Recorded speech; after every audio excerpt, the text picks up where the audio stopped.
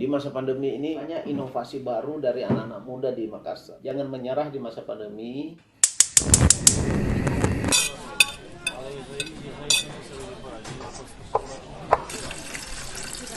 Ayam tetu, Jalan Macan di Makassar. Ada banyak pilihannya di sini. Ayamnya enak.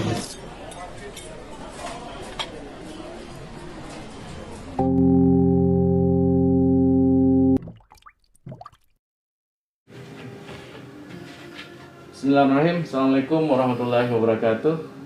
Ketemu lagi dengan saya Muhammad Akbar di channel podcast Harian Jumpana Express.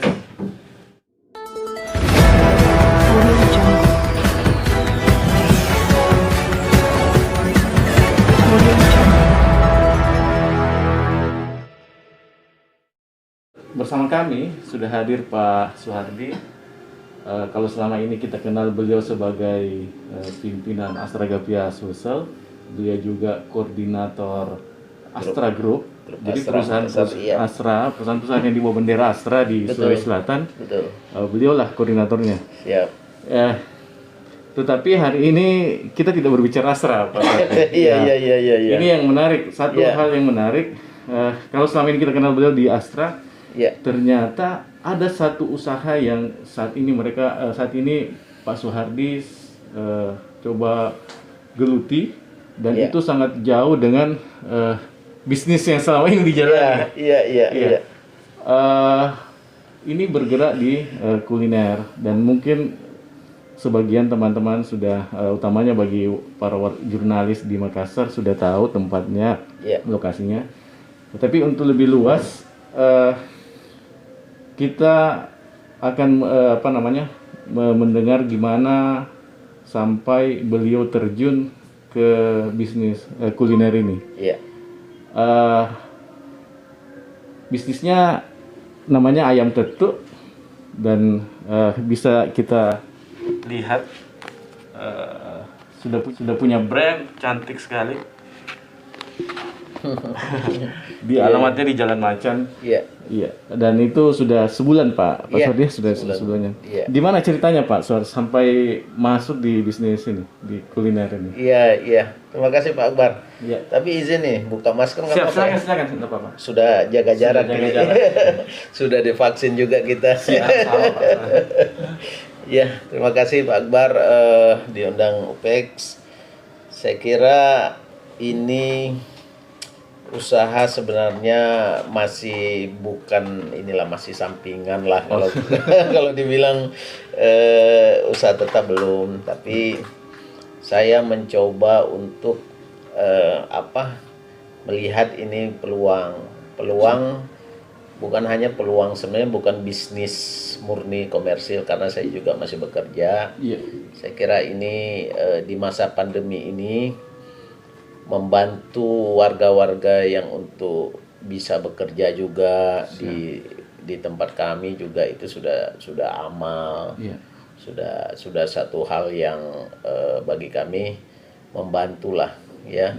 Di saat bisnis juga justru tutup, kita malah buka, ada solusi gitu. baru, ada solusi baru gitulah ya. Itu yang kita harapkan. Jadi kalau ditanya kenapa ada ayam tetu ini, sebenarnya bukan murni karena saya memang betul-betul tidak paham dengan kuliner. Hobi makan hobi minum saya selalu kadang anak-anak, teman-teman atau kolega selalu WA pagi-pagi, ngopi di mana? Atau makan di mana? Nah, kalau itu sering saya bilang di satu tempat. Nah, saya kira sekarang ya udah coba aja kita tempat ngumpul gitu loh. Nah, sebenarnya justru insight-nya, inspirasinya bukan dari sini. Kemudian ada adik saya yang memang sudah bergerak sudah 2 tahun lebih, itu namanya Berkah Box. Berkah Box itu membagi makanan box gratis dari Senin sampai Jumat ke masjid, ke panti, ke prasejahtera gitu loh. Nah dari situ gratis kalau itu, dan sampai saat ini masih jalan. dan sudah buka, ada di Balikpapan, ada di Jogja, ada di Pontianak. Nah, bahkan kalau di Balikpapan itu ada rumah siap saji yang makan sepuasnya tanpa membayar di sana.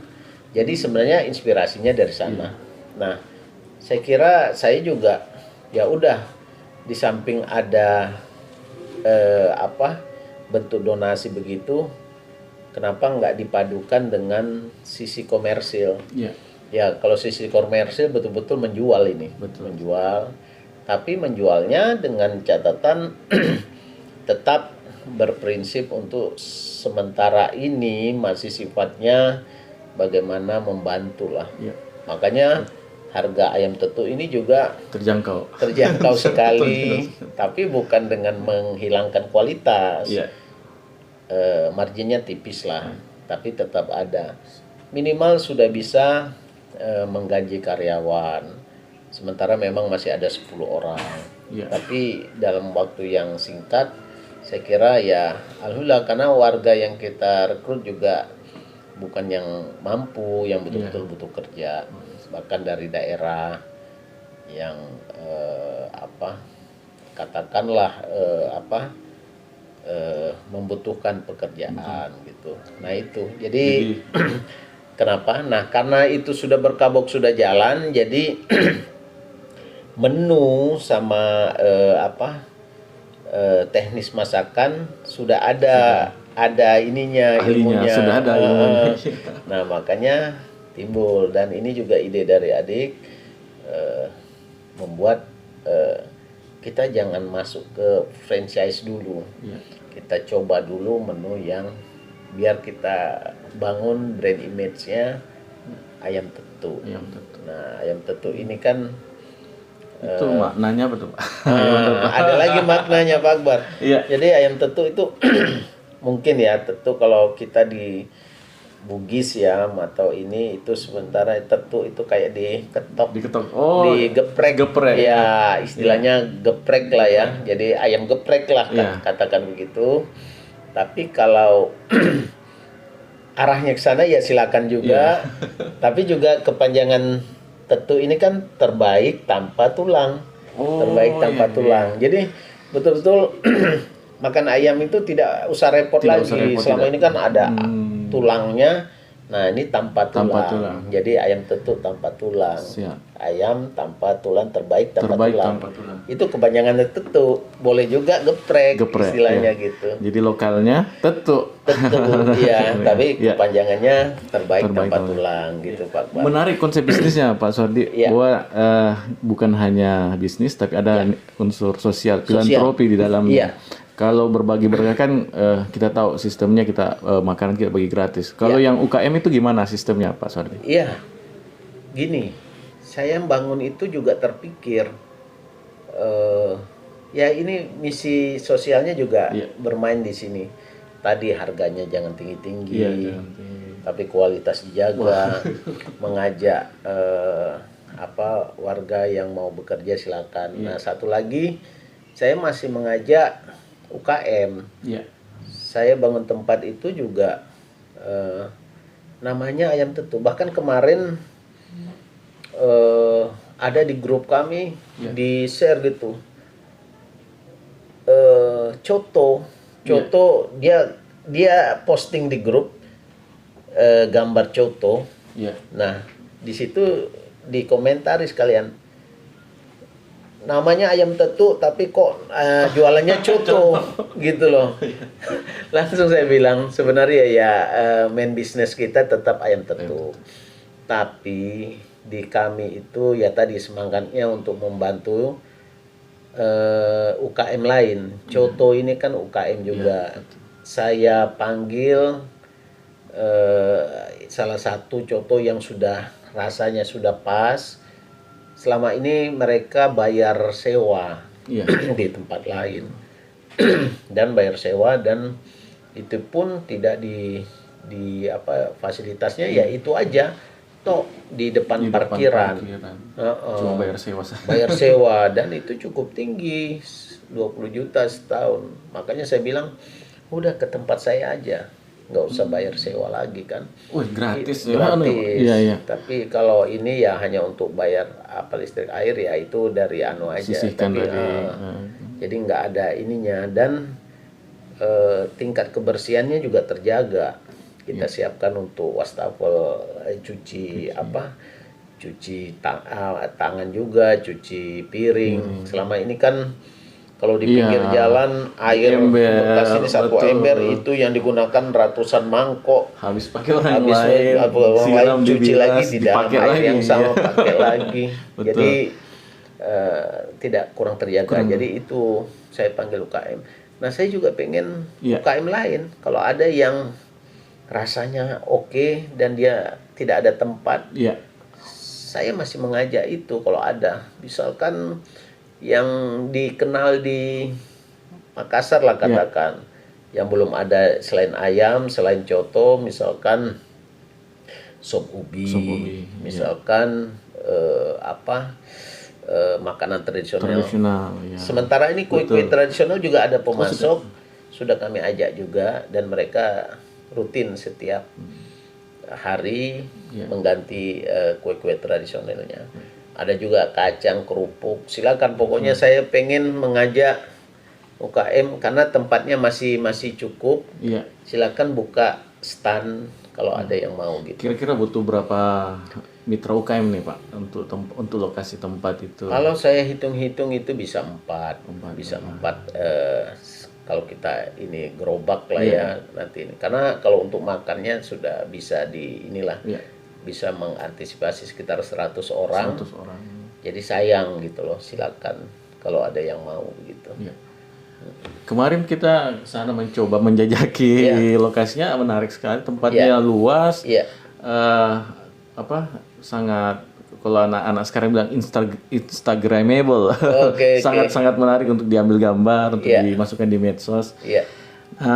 Ini menarik sekali Pak, karena membangun ekosistem, terus membina UKM, terus keuntungannya tipis. Apa nggak rugi itu Pak? Ya tadi ini instagramable itu mungkin itu pun gambar-gambar itu. Saya sebelum sampai pertanyaan tadi itu saya berdayakan anak jalanan pengamen. Mereka yang gambar itu. Tentu saya kasih ini, tapi mereka yang gambar bukan ini. Jadi anak asli jalanan gitu, yang nggak kelihatan ininya, tapi menggambarnya bagus. Kemudian yang bangun itu juga bukan tukang resmi, jadi teman-teman anak-anak karyawan yang ini. Jadi sekalian membantu mereka gitu loh ya. Nah kalau ditanya keuntungannya tadi, memang tidak adalah bisnis yang rugi sebenarnya, tapi keuntungannya yang kami profitnya yang kami tekan. Ini kan baru mulai, jadi nanti kalaupun nanti ada penyesuaian harga itu serta-merta karena kita juga mau berpartisipasi dari sisi pajak. Karena kan pemerintah juga ini, tapi karena ini baru kami belum ini. Tapi kalau sudah masuk ke pajak nanti mau nggak mau biayanya juga kami sesuaikan.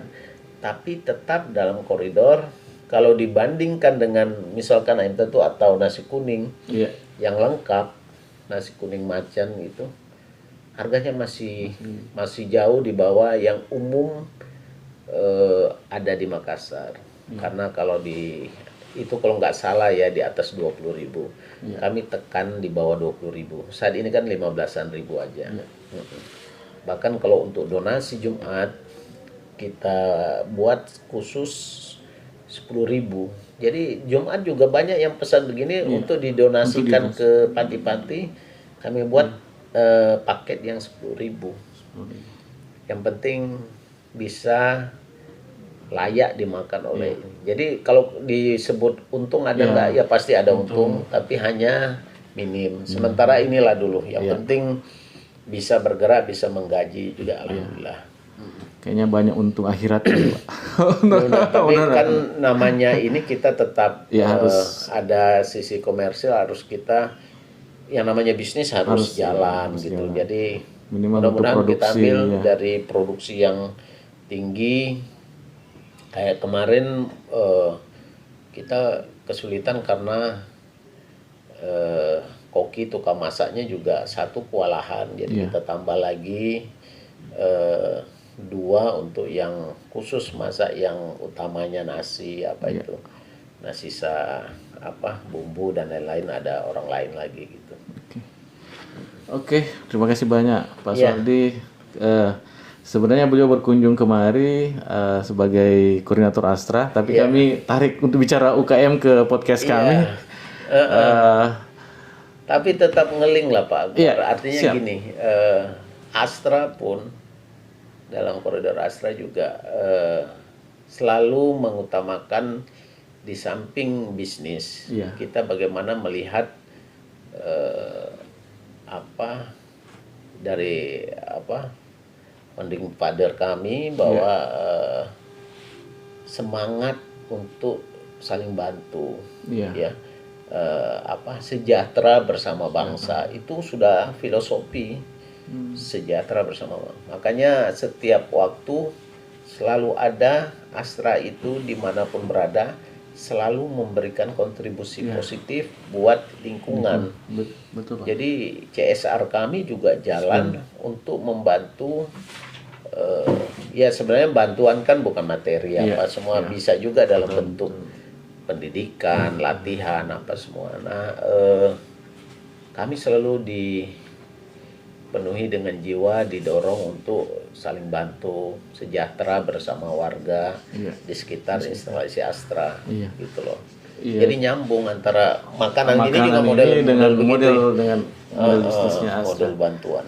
Kemarin itu minggu lalu Pak di saat ini kan pandemi, perusahaan pada tiarap semua. Astra bagi-bagi ini Kini malah sebenarnya sejak tahun lalu itu sudah tahap ke-8. Oh, tahap ke-8. Sudah ada ventilator, ada macam-macam, nakes macam-macam. Ini tahap ke-8. Gitu Pak Akbar. Oke. Mungkin sebagai penutup Pak Suhardi, ada mungkin pesan-pesan yang bisa disampaikan ke para pengusaha-pengusaha muda, calon-calon entrepreneur, bagaimana sih memulai bisnis, atau ada tip bisnis atau tip berusaha? Saya kira gini, di masa pandemi ini terbagi 2 sih sebenarnya. Saya kira banyak inovasi baru dari anak-anak muda di Makassar. Saya kemarin dengar di radio tuh ada yang membuka online apa-apa, itu semua dijalankan. Artinya jangan menyerah di masa pandemi. Itu pesan kami. Memang pandemi ini hanya merubah pola kebiasaan yang berubah. Tapi jangan menyerah dengan kondisi. Makanya saya mau ajak di tengah pandemi pun kami malah buka, kan seharusnya orang tutup, kami buka. Artinya itu peluang itu ada, apalagi yang namanya bisnis-bisnis yang sekarang lagi ngetren bisnis online. Coba cari ide-ide baru, coba cari jalan baru buat mengatasi ini. Jangan menyerah dan utamakan saling bantu. Saya kira Oke, menarik sekali Pak Suhardi. Baik, teman-teman, demikian dialog kita dengan Pak Suhardi. Jangan lupa like, subscribe, dan share konten video kita di channel Harian Ujung Parang Express, dan dengarkan di podcast kami. Demikian, Assalamualaikum warahmatullahi wabarakatuh. Salam sehat. Salam sehat. Assalamualaikum warahmatullahi wabarakatuh.